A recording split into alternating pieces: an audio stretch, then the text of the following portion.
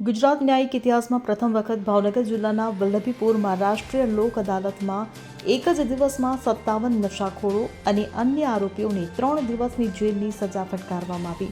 આ ઐતિહાસિક ઘટનામાં આરોપીઓએ પોતાના ગુનાની કબૂલાત કરતા વલ્લભીપુર જ્યુડિશિયલ મેજિસ્ટ્રેટ કોર્ટના ન્યાયાધીશ A.L. ત્રિવેદીએ તેમને ભાવનગર જિલ્લા જેલમાં તત્કાલ મોકલવાનો હુકમ કર્યો।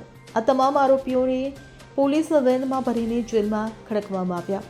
મળતી માહિતી મુજબ ગઈકાલે વલ્લભીપુરમાં યોજાયેલી આ અદાલતમાં જૂના કેસોની સુનાવણી દરમિયાન મોટાભાગના આરોપીઓએ દારૂના નશાને લગતા પ્રોહિબિશનના ગુનાઓની કબૂલાત કરતા 57 આરોપીઓને 3 દિવસની જેલની સજા સંભળાવવામાં આવી।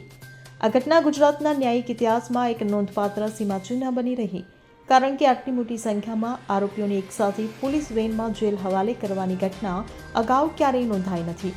ત્યારે નશાખોરી સામે કડક પગલાં વલ્લભીપુર જ્યુડિશિયલ મેજિસ્ટ્રેટ કોર્ટના ન્યાયાધીશ A.L. ત્રિવેદીએ આ કેસોમાં ઝડપી નિર્ણય લઈ નશાખોરી જેવા સામાજિક દૂષણ સામે કડક વલણ અપનાવ્યું।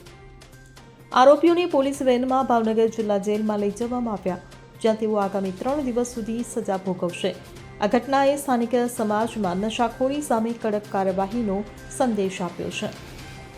આપનું નામ? અતુલ પરમાર, એડવોકેટ પ્રમુખ વલ્લભીપુર બાર એસોસિએશન। અતુલભાઈ, આજના વિષય શું કહેશો? આજે 57 આરોપીઓને 66(1)B દારૂ પીવાના કેસમાં એના વલ્લભીપુરના પ્રિન્સિપાલ સિવિલ જજ સાહેબ આકાશ સાહેબ ત્રિવેદીએ એ લોકોને 3 દિવસ માટે જેલની સજા રાષ્ટ્રીય લોક અદાલતમાં કારણે મોકલી આપ્યા છે। અને આ ગુજરાતમાં સૌ પ્રથમ બનાવ છે। વલ્લભીપુર કોર્ટ પરિસરમાં 2 મોટી ગાડીઓ ભરીને 57 આરોપીઓને ભાવનગર જિલ્લા જેલમાં મોકલી આપવામાં આવેલ છે। Bureau report CN24 news.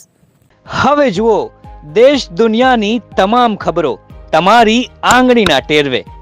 ઉઠાવો મોબાઈલ અને Google Play Store પરથી ડાઉનલોડ કરો અમારી CN24 ન્યૂઝ મોબાઈલ એપ।